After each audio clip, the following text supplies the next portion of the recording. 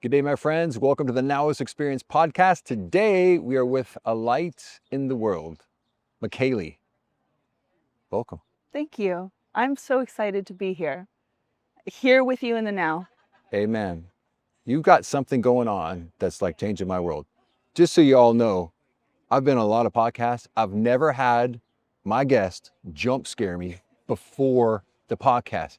It was like, I'm getting chills because it was one of the coolest things that's ever happened to me before a podcast. Because I love play. I love being in a childlike state, childlike bewilderment. Rumi said, sell your cleverness and purchase bewilderment. I think our world is too caught up in being serious and being caught up in what people think, the Joneses, comparison mentality. What do you feel about that? Yeah, that's beautiful. When we can get into that bewilderment, into that curiosity, you don't know what's going to happen next. I think we have a real phobia of being weird. And if we could all allow ourselves to be a little bit more weird, we'd all have a lot more fun. What's weird to you? Like weird, what society say weird is? Well, a lot of it for me has to do with the way the body moves. We see in a lot of autistic people, they'll flap their body. And it's energy in motion. It's energy moving through them. And I think that we're taught to sit still. We're taught to hold our composure. We're taught to look regal and to look elegant.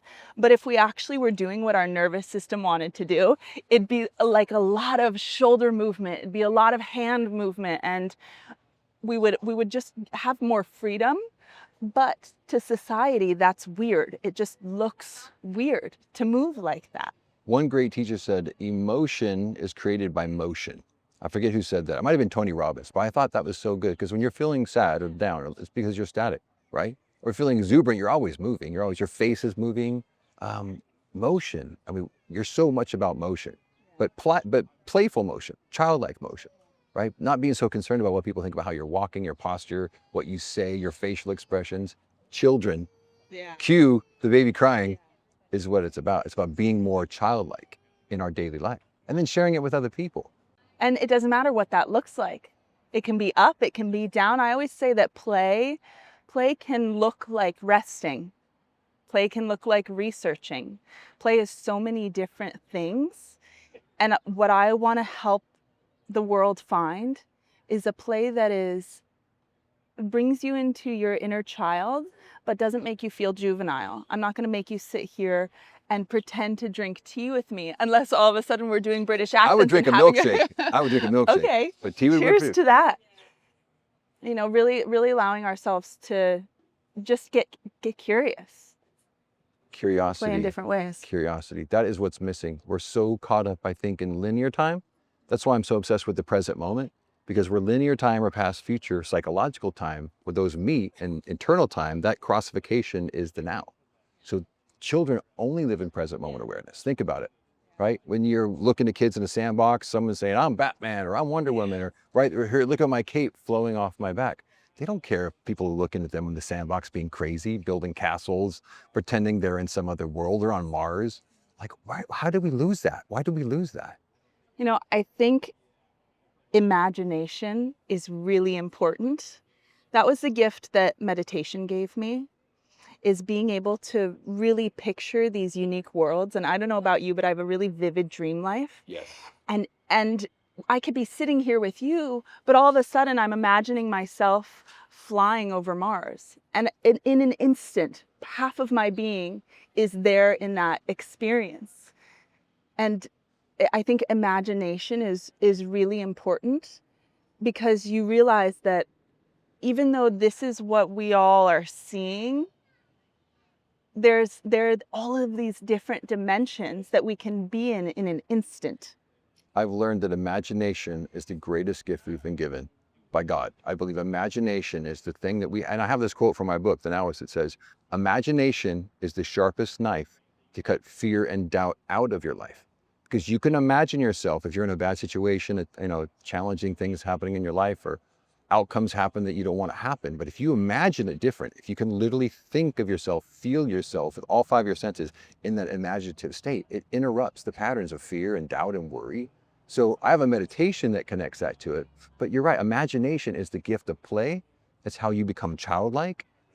People are too serious. They don't use their imagination. They're so caught up in linear, past, future, psychological time. There's so much fear, worry, outcome focus. That's not who we are. We come from energy. We return to energy. We're supposed to be pictures that we put in our head and the vision that we have for our life. We're supposed to step into that picture.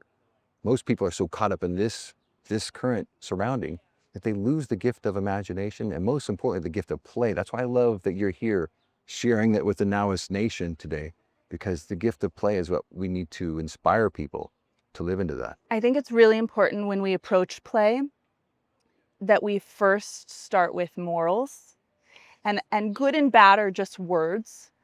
But I like to define good morals versus bad morals as if it hurts something else, it's hurting you, right? We, like you said, we're all energy. We're absolutely all connected. We don't exactly know how we're here, where we come from, but we are all the same thing. We are all just being. And so if you're hurting someone else, or you're hurting something else, even a tree, you're hurting yourself. And so if I just came in and said, just start playing, just start following your curiosity, I have this fear that I'm setting people free to go on a rampage. But I think it's really important to get clear on what your morals are first, so that we can play in a way that honors that absolutely everything is me. I love that you said your morals, because there's a societal morality, right? There's a city morality. There's like a familial morality. But what are your morals, right? Which is great, because you might help people correct some of these disconnections between what they think good and bad is. And living in childlike bewilderment, as Rumi teaches us, it comes from a place of simplicity. Do no harm, right? It's almost like you wouldn't do something if you come from that place of your true self, which is that childlike self. You would come from an innocent place. You come from a place of purity. So I love that you're starting a business, tell me about that. Yeah, so I feel very clear that I'm here to help bring play to people. And one thing that I see when I look around is a lot of playgrounds. Playgrounds are so wonderful. My partner has a 5-year-old son, and so we go climb around on these play structures, but all of a sudden I'm ducking and I'm scrunching and my back hurts and I don't quite fit on the slide. And when I go across the monkey bars, my feet are still on the ground. And I want to bring playgrounds for all ages to the world. So I have a company called Grounds of Play, so that when somebody asks me, what grounds do you stand on? I can say I stand on the grounds of play. And these are playgrounds for all ages. Think more grass, less concrete, more fruits and vegetables growing, less sugar. These are places for people to come together all over the world. I don't really believe in starting a company just for one country. I think if I'm going to start a company, I want it to be something that people get to experience worldwide. And so the last several months, I've been building a beautiful team to help start building playgrounds around the world. And my mission is we're going to build a playground for ticket sales. And we're also going to parallel it with a playground in a refugee community. Love it.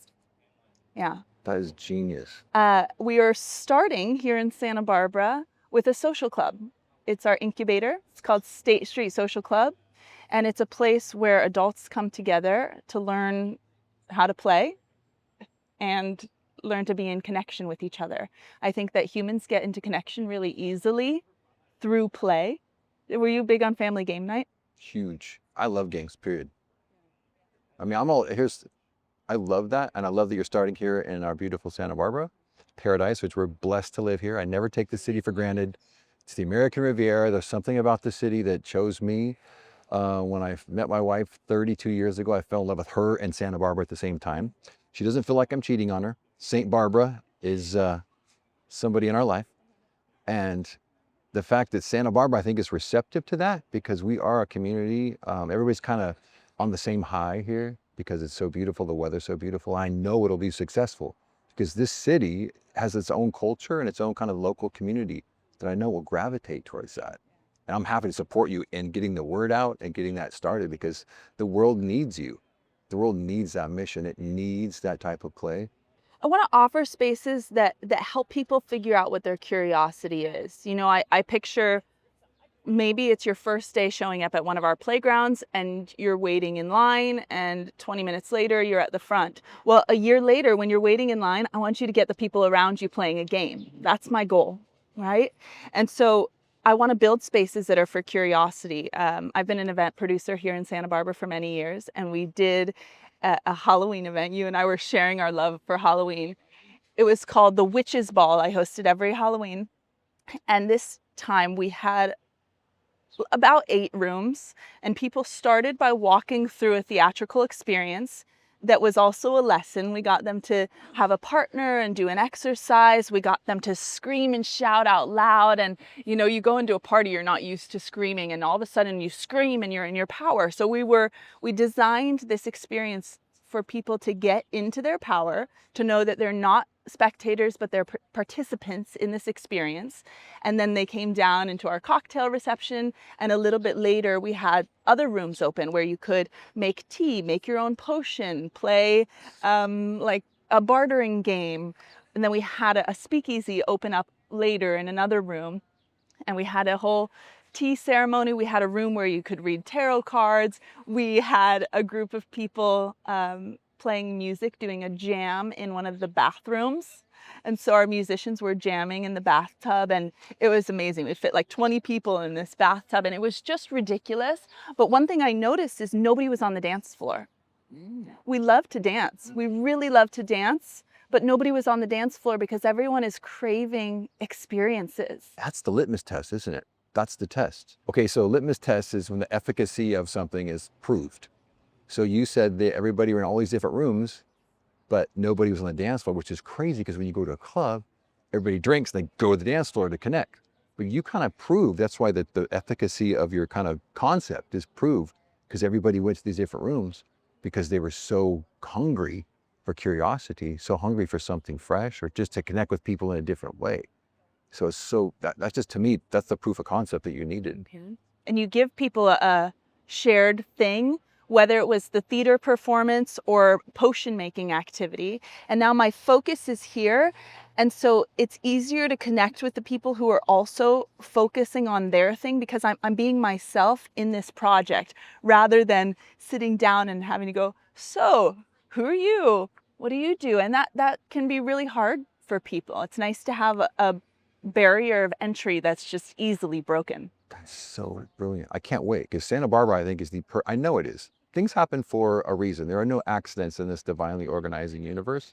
It's the fact that we're even having this podcast, and the fact that this is your heart, and you and I connect so well, because if you had followed any of the Now-ist teachings or gone to our live events, you would see that there's a day that the moment man, who's my best friend, Neil McCumber, the moment man, I call him, because he has been my best friend since high school, and he lives in the moment like nobody else I know. He lives in childlike bewilderment all the time. So he and I did this series during our live event where everybody put on Halloween masks.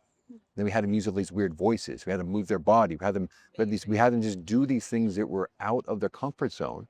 And it was probably one of the most dynamic, most energetically filled part of the seminar in the ballroom, because everybody, like you were saying, they let their guard down. Everybody has a mask on like everybody else, but they got to choose their own mask, kind of choose their own avatar. They got to choose the kind of voice they use. And we would lead them on this childlike bewilderment experiment for about an hour and a half. And it's a 2.5 day event, but it's always the most powerful. People's smiles are beaming, and they hug and they connect, and all the barriers are down. So what you're doing is kind of a global. I'm getting chills, because that's when I know what you're doing is right on point, and the world needs it. Santa Barbara needs it, because downtown needs help. They need revitalization. We do. We are averaging 4 vacant spaces per block. We see that clothing is moving online. I really believe that the next wave is experience. I got to travel to Tokyo last year. So I did a year of play where I actually traveled around the world exploring what does play mean to people. And in Tokyo, they have cafes where you can play with pigs, or cafes where everything is painted in 2D, and it's just unique, and it's playful. I really think that that's what people are craving. And we've started to conduct some research, and the witch's ball was a great example of that. Oh, nobody's on the dance floor. People want to be doing something. They want to try something unique. You were talking about the masks, and it made me think of theater school. Yeah. I grew up studying musical theater. I think that theater is really important for kids to do, for adults to do. It can be really intimidating, but I noticed that anytime I was in a theater group, because we're getting out of our comfort zones, by the end of camp, we're all really close to each other and we're all really being ourselves. There's something to putting on a mask or to getting a character or to having an activity to do. Like you think about somebody getting to be Peter Pan. All of a sudden they're standing with their hands on their hips, standing confident, ready to crow, Yep. right? So authenticity, you touched right on it. You nailed it, because authenticity is what's missing in this world. We're playing these roles. We are trying to be something for somebody else. That's really not our authentic self. I don't want to hang out with anybody who's not being themselves. I would rather have the weird, the freak come out of them. I want somebody who is absolutely Fly your authentically being freak flag. themselves. I mean, Please. you have to be your most authentic self. And then the crazy thing that I experience in our live events, and you've experienced in your witch's ball and the studies that you do, is like people let their guards down. You could literally look at the countenance of their face, their shoulders, their hands, everything relaxes. And it's a clue, like you're supposed to be yourself with other people. We connect in that same energy field of authenticity, but rarely does society, in America anyway, connect to it, because we're so caught up in this facade of who we think you want us to be or who we think we should be to you. Mm-hmm. What a lie. Interesting. The truth is that our authentic self is our childlike self, because there's this wonderful book, Dr. Wayne Dyer, who's one of my mentors. He passed away in 2015, but the last book he passed away, and the book that came out that he had just finished before he passed, was called Messages from Heaven. It's about 2 to 3, 4-year-old little kids that talked about their experience in heaven. Because in heaven, they would all had the same kind of stuff. Well, I was up on this cloud, I was with God, and I saw mommy and daddy, and I picked them, and God said, okay, that's your parents. And I went down the water chute, which I think is birth, and there you are. And I knew, and they would say things that no one could even, 3 or 4 years old could have told them, they would have remembered. Like, I had a sister, or I had a brother, and crazy circumstances would show up. But children, we're more authentic when we're in childlike states. We're more ourselves, our authentic selves, when we're in this childlike state. And that book proves it, because there was like 40 or 50 examples, and they all had the same consistency. Like, I remember being in this place of bliss and oneness, which was heaven. But we could be here now. Play could be that gateway into living in our childlike self. Yeah. I think this is why people love getting drunk or using other substances, because you start to become yourself, and you even go, wow, people like me so much more when I'm drunk. Well, it's because you're being you. Yeah. When we recognize that we're all the same thing, then me looking into your eyes is the universe talking to the universe. And so if I don't like something in somebody else, it's a reflection of me. It's something for me to look at. I did this exercise one time where I pictured just the ugliest things I could possibly imagine. And even though it kind of freaked me out that I was doing this exercise by myself, I just decided to try to pour love into it. And I poured love and poured love and poured love. And, we have so many crazy things happening in the world. And it's hard to say, oh yeah, that's a reflection of you. But if you can look at evil in the face and recognize it as yourself and love it, Sadhguru says you can't bite off your own pinky, because you recognize that it's part of your body. So when you start to recognize everything in the world as yourself, I don't even kill flies, Killing's not our business, is it? But what's so cool is McCailey did this great thing before the podcast. And rarely have I had guests or shows I've been on say, hey, grab my hand and look into my eyes. So we did that. The eyes are the window to the soul. And as you looked in my eyes and I looked in your eyes, I said, what did I say about your eyes? Do you remember? I remember you said they were beautiful. Yeah, I said they look like Jesus Christ. Oh, wow. Because there is the oneness, there's the truth that we return to. And when you truly can look at somebody without any inhibition or any judgment, just literally surrender to somebody's eyes, because you think, oh my gosh, it's too intimate. Like we're looking in each other's eyes, it's too It's too intense. That's because that energy field, that's where you connect. And you can literally look past this physical time into the timeless present moment, and you surrender to it. Why would I say that? That's a really profound, deep thing to say to somebody, because Jesus Christ is like the ultimate, he's the oneness. He's God incarnate in the world. But I honestly, in the moment, that's what I felt, because there was a truth and a connection. So if people did that more often, talk about play and authenticity. If people were just going up to strangers and just, like a homeless person, somebody on the street, somebody in trauma, and just like grab their hands, look them in the eyes and says, I'm here for you. Like, I'm here for you. I mean, it would interrupt their pattern. It would help them connect back to the fact that we are all one. There's no place where you start and I begin, or I begin and you start. There's this thing in quantum physics called the unified field, or quantum entanglement, which means that there is no separation. We all come from energy and return to energy. But simple things like that. I mean, I can imagine that being part of your business, like people connecting, because the gateway is obviously get them in different rooms, have them have different kinds of play, but you could have different versions, obviously, of connecting with these people. And you're right, they probably wouldn't want to go dance. They'd probably just want to go talk or connect or do something unusual, to be curious.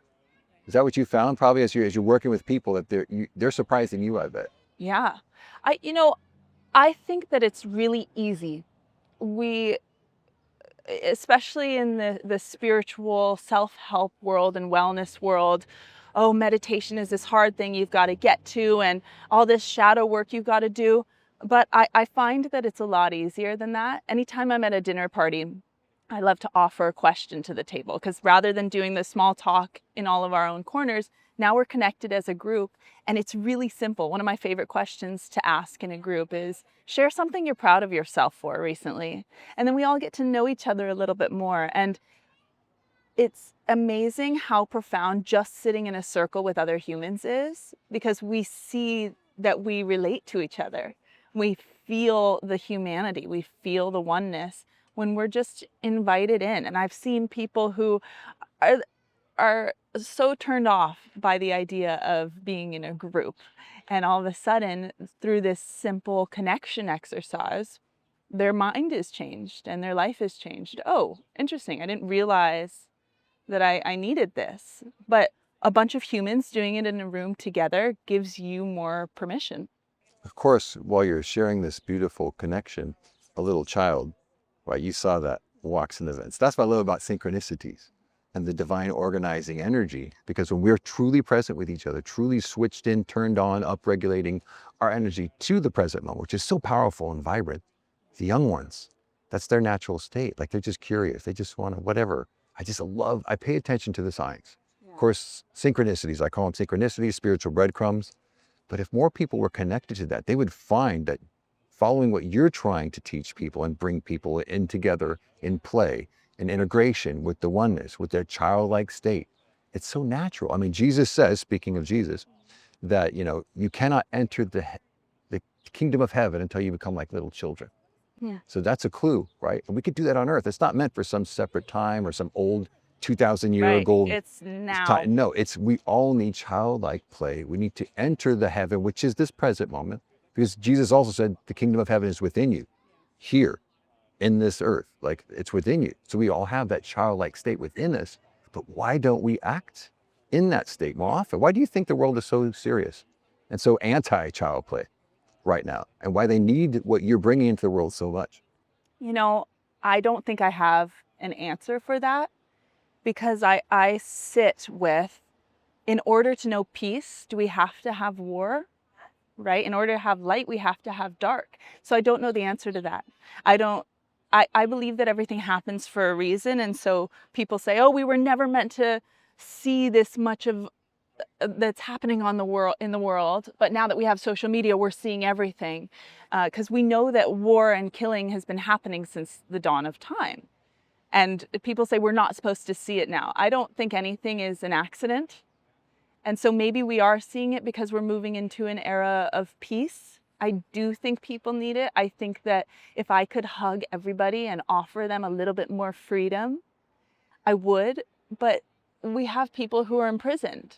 how could I say to anybody, especially being this young white chick from California, going, just play, everything will be okay, just play. So I don't have the answer to that. But I know that when I tap into that feeling of just being the universe, it feels like, hey, I could implode tomorrow and everything would still be okay. But there is like, it does feel like I'm stabbing myself in the side. Like something does feel a little bit wrong. The fact that I'm hurting myself, that there are these wars happening, that even one neighbor is mean to another neighbor. So I don't know. What do you think? I love that you answered the question by not answering the question, because that is the right answer to the question. Like you have to literally surrender to your awareness and to what comes through for you in any area of life. But the truth is, like when you can surrender to what's happening and then let go, that's usually when your clarity as you so, because most people would say, oh, I want to be smart, I want to answer the question, right? I want to come up with some clever, but no, your authentic, true self knew that it's such a huge issue, right? With like people's position in life and why tragedy and traumas and terrible things happen to people. But I am in alignment with you 100%. There are no accidents in this divinely organizing universe. Everything happens for a reason. Everything needs to be blessed as a spiritual practice, even the hard things. Death of a family member, bankruptcy, divorce, people in prison, strife. There's definitely a mission for all of us on this planet. And I love that you're finding yours. I feel like I found mine. I think we both know. Because if it's something that gets you up early in the morning, you can't stop thinking about it. People say, I work with people one-on-one in a coaching program. It's always like, what's my purpose? How do I find my purpose? Help me find my purpose.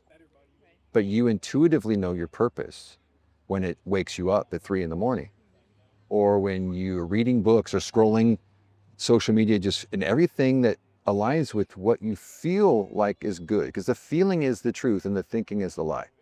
Most people get caught up in the thinking. The feeling is the truth. Your intuition is the greatest gift, along with your imagination that God has given you. You combine those two, imagination, intuition, your purpose will just fall. A piano of purpose will just drop on you. And just keep trying things. Keep trying things, right? Because when you know what you don't like, you start to figure out what you do like. So many different things to try. And I think that people sometimes feel that there's more that they want to explore, but this job is really safe. And you can't blame people. That makes sense. It absolutely makes sense. But we have to find other ways to play. You know, I have these good friends. They both fled Syria back in 2016.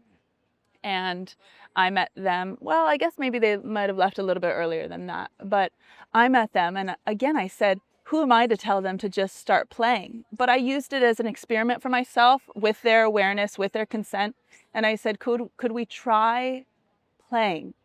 And when trauma would come up, I would gently ask questions that came to me. I think that I can allow things to come to me when I just breathe, and when if I'm sitting still, it's a little bit more difficult for me. Everyone says meditate, but my authenticity is that actually I meditate much better when I'm moving. Yeah.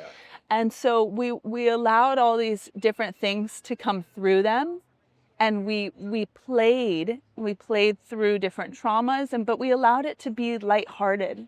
Rather than them sitting on a couch, therapist style, we allowed play to happen. And I watched with my own eyes how play helped heal these two friends of mine. It was really special. Do you think it was because they got out of their thinking, or the focus on their past traumas? They were truly in the present moment, surrendering to what you're offering up in play and curiosity, which helped them interrupt their thinking mind. Do you feel like, is there any, syntax to how it happened, or is there any analytical information to be gleaned from how this worked? Because it's really powerful, the fact that you took someone out of trauma into the present moment where childlike bewilderment lives, and it healed them. I allowed their bodies to move and helped guide with where do you feel that? What does it want to do? What does it want to say? And, if you're playing and all of a sudden a trauma comes up, maybe the trauma wants to have a British accent. Right? Yeah. Maybe it wants to shake. Maybe it wants to play some drums. Maybe it just wants to be held. And when you have a sweet relationship with somebody, it could even be a stranger, but you make a safe container to say, I can hold you, and I will take care of you. We'll do it platonically. And so I was able to hold these boys. And, I said, did your mom ever tell you you're safe? Did your mom ever tell you this? And they said, no. Well, would you like to hear it? Yeah. And so we got to step into different characters, which could feel really scary for people, could feel really intimidating, but because we did it with play, it was all lighthearted. That is amazing. That is a breakthrough. For me, I've been on a lot of shows with therapists, and I've been on other therapist shows and podcasts, and it's like, I can't think of a time in all of these I've been on that somebody has articulated what you just articulated and how powerful what you just said, but how simple it is. But I think therapists sometimes maybe are a little buttoned up, a little more esoteric, trying to think about, but what you did was so natural for you too, right? It was so simple for you, because your purpose is to get the world to get curious, live in playful awareness, and then to act in that playful awareness. It's almost like it let their guard down, right? Like they got to go back into that childlike state, which I was talking about from that book, Messages from Heaven, where these children just came from heaven. They just came from this place where they were back in their authentic self. It's almost like you time traveled with your friends and you help them go back to those, because childlike trauma there's 2/3 of the planet that has an unresolved childhood trauma. That's why we wrote the movie that we wrote, the movie For Now. It's all about helping this protagonist, Thomas, come out of his childhood trauma that he has buried in his subconscious mind. What I love and what you opened up to me by sharing what it's like you literally just brought part of our movie to life, but in real world, in real world time, with real people. That's amazing. That's how you change the world. I think that's where, without drugs, without deep years of therapy, like you kind of opened up a little portal there, I think, for people. And to allow it to take the course it wants to take. First, we have to kind of get out of the way, especially as the guide. Sometimes I can get into my ego. Oh, look what I'm doing. I'm really helping. I'm really asking the right questions. But the right questions come through when I just breathe and allow myself to listen. But then to let their body lead us in whatever course it wants to. So one moment we're talking about their mom, and the next moment they want to run across the yard. It's like, go, I'll time you. Yeah. And we can just do what the body wants to do, because the body is so, so, so intelligent. My friend Dr. Liz has a practice she calls body church. I want to do an exercise with She was on the Now-ist Experience podcast. Oh, really? She was, yeah. She's amazing. Liz Letchford. Yes. She's awesome, yeah.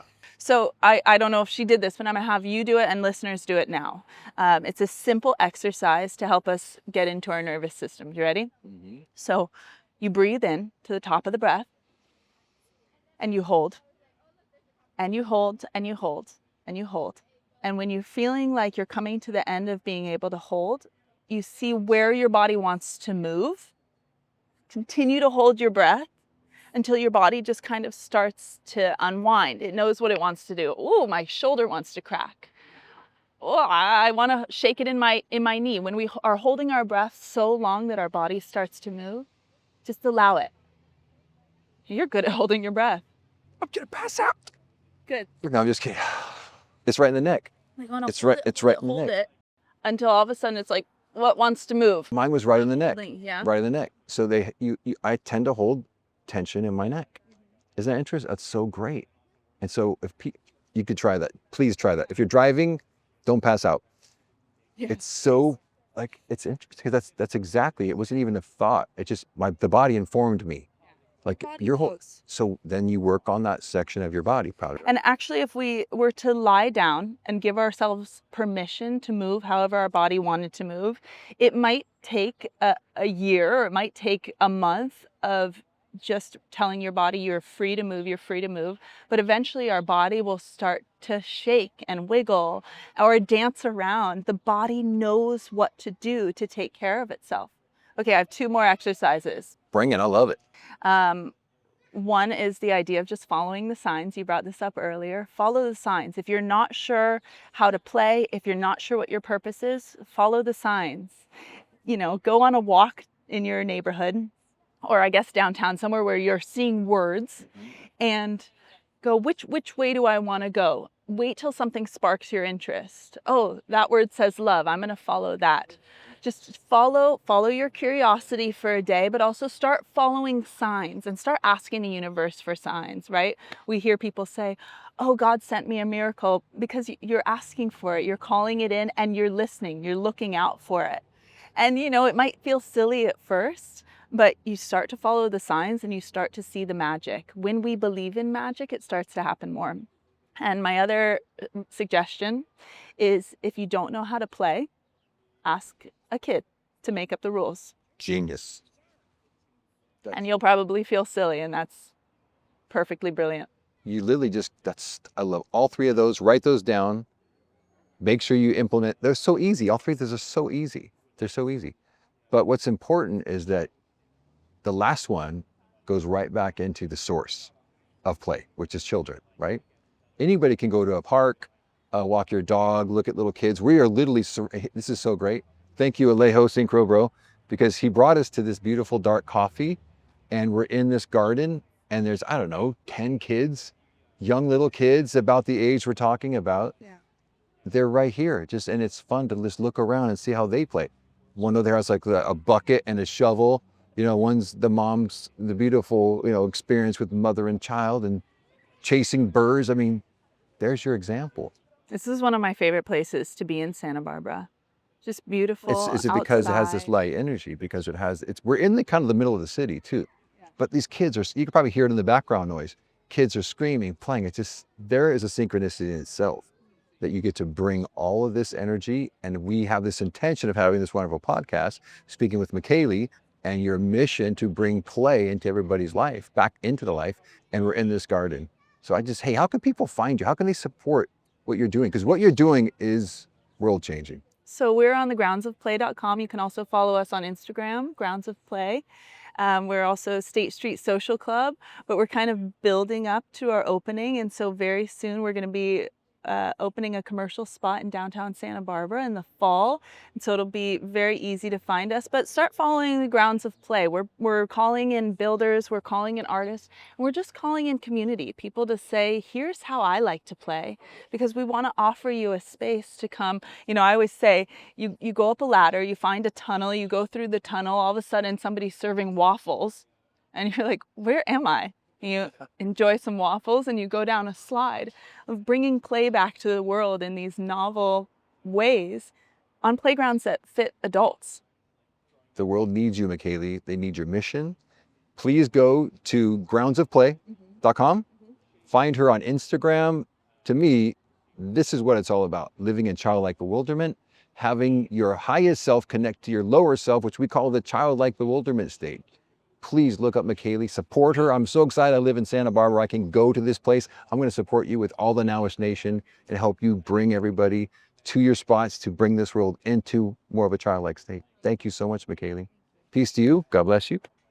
See you next time.